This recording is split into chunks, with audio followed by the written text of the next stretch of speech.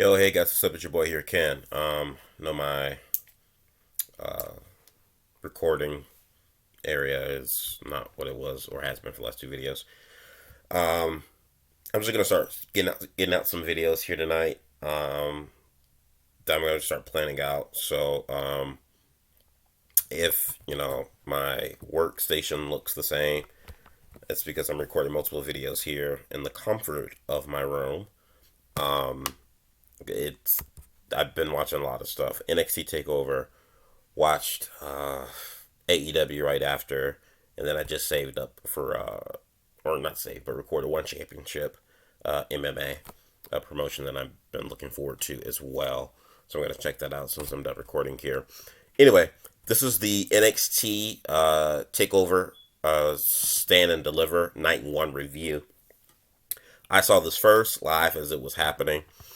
Um, I mean, since this is the last Wednesday night that NXT is going to air on Wednesdays, they couldn't have put on a better show, and it couldn't have been, um, a better show to leave Wednesday nights. A takeover. Like, can't get any better than that.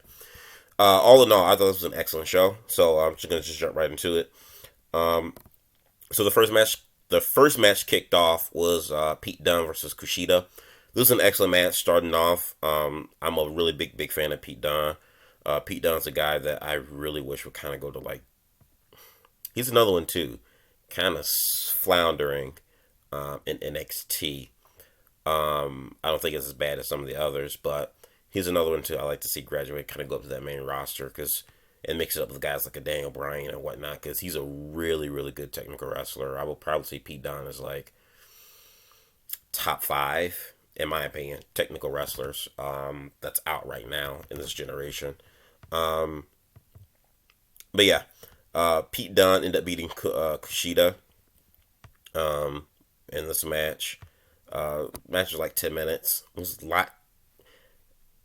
I thought this match lasted like maybe 6 minutes, but it ended up being like a near 10-minute match.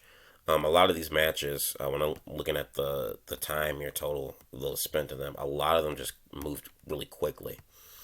Um, Next, we had the six-man elimination match. The winner of this match would end up facing Joey Gargano for the NXT American Championship tomorrow night. The Battle Royal consisted of Bronson Reed, Isaiah Scott, Cameron Grimes, LA Knight, Dexter Loomis, and Leon Ruff. This was another fun, good Battle Royal match. What I liked about this is that it was it was a six-man gauntlet, but it was simplistic.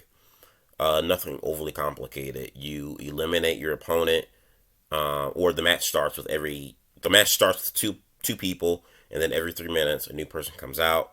You eliminate your opponent by pinfall or submission, and it just keeps repeating until you get to the last winner of the gauntlet.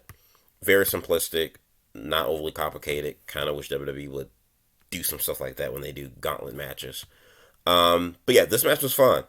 Highlights I would say out of this, Dexter Loomis is definitely a highlight. I really like his creepy gimmick. I know he did it back in TNA. He had the whole creepy gimmick, but to me, like seeing him now in NXT and just kind of like flourishing in NXT under this character, the same character, really not really tweaking too much. If you look at his character in TNA compared to like what he's doing in NXT, it's really not that much of a difference. He's gotten bigger. He looks a little bit older now. Obviously, he's a little bit older. But yeah, I mean, he's definitely. I think he's Dexter Loomis is a guy I like to see mix up with Karrion Kross. That's a feud that I don't think anyone one of those feuds I think most people will look at and say like, I didn't know I wanted this feud until like I saw it happen like on TV. Because I think Dexter Loomis and Karrion Kross, they both have a similar kind of like crazy psychopath kind of personas. I think they would do a good work. Um, LA Knight, I'm a fan of LA Knight, formerly known as Eli Drake. I'm a fan of his. I don't know what they're doing with him booking wise. So he comes in, makes his debut. Within his second match in NXT, he fought Bronson Reed, and he loses to Bronson Reed. His first loss in NXT already, coming off like second weekend debuting on NXT. He loses to Bronson Reed. You fast forward to the gauntlet match here tonight at Takeover. He quickly eliminates Dexter Loomis. Kind of gets a little cocky. The other guys, Leon Ruff and Scott, take advantage of it and team up on him. And then Bronson Reed does a splash on him and eliminates LA Knight. And LA Knight gone. I mean, lasted like no more than like maybe 2 minutes of the match. And I'm just like, what the hell are they doing with LA Knight? Like, already, I'm not a fan of how they're booking him. Maybe they would have something planned for him down the road, but I would definitely say, like, right now, starting off, they're not really giving you, they're not leaving a really good lasting impression on LA Knight. Like, already, he's kind of getting that EC3 kind of like, treatment, which I personally, I don't think, because I think Eli Drake is a really talented guy, good wrestler, but he's got that personality that WWE always looks for, that over the top, and he's a good talker. He's a good talker on the mic. I enjoy him. Bronson Reed, the guy's a machine. I love Bronson Reed. I think he's a guy. I think a future NXT champion, and definitely if they book him right, a good big like heavy hitter wrestler that can be something on the main roster one day. Um, Long story short, Bronson Reed ends up winning it. He and Isaiah Scott were the final two. Last thing, man, Bronson Reed wins it, so he will be facing Gargano tomorrow night for the championship. I hope he wins it. I think Bronson Reed's come a long way.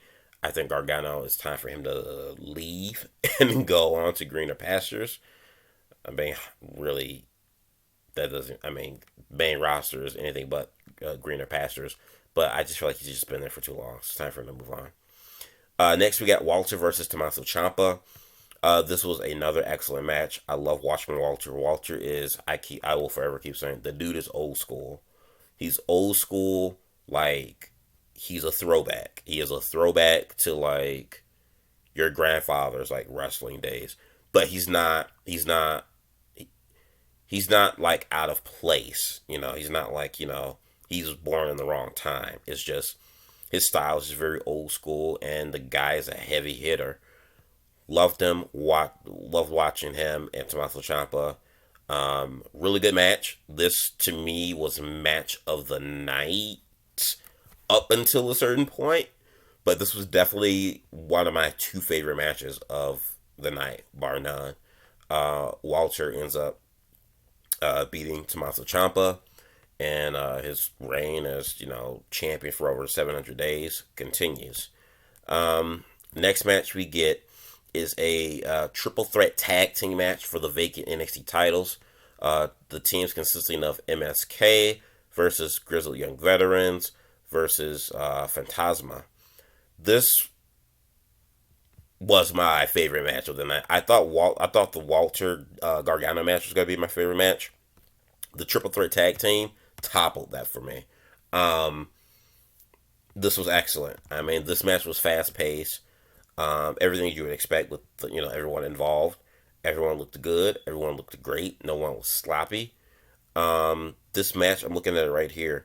It says here this match was 15 minutes and 24 seconds. This match did not seem like it was 15 minutes.